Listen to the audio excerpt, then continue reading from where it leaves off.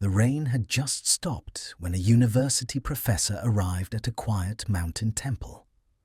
He had spent decades studying Eastern philosophy, written papers, given lectures, and earned a reputation as a knowledgeable scholar.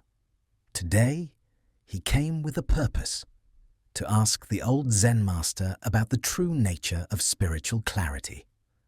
The meditation room was simple: bare wooden beams, a low table, and a faint aroma of incense drifting through the air. The Zen master welcomed him with a soft nod and invited him to sit. He set out a teapot, 2 cups, and began to prepare tea with slow, deliberate movements. The professor sat down, but he couldn't stay silent. Before the tea had even steeped, he began talking. He spoke about what he had read in ancient books. He talked about his own interpretations of Zen. He explained the theories he had been teaching to his students for years. And as he talked, he grew more animated. Hands waving, voice rising, ideas tumbling out one after another. The Zen master simply listened, his expression warm but unreadable. When the tea was ready, the master lifted the pot and began pouring tea into the professor's cup. The tea rose to the brim, but the master didn't stop. It overflowed, first onto the table, then dripping over the edge. The professor jumped up.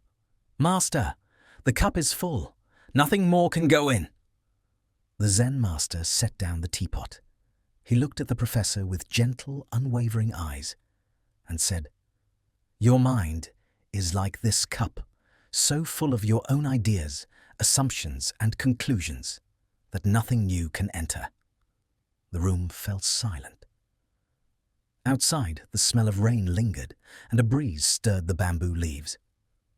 For the first time since he arrived, the professor felt something shift inside him, as if the world had suddenly become quieter, clearer.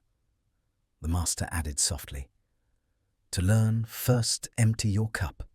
Empty it of certainty. Empty it of pride. Empty it of the belief that you already understand everything you wish to learn." He realized that all his knowledge, impressive as it was, had become a barrier.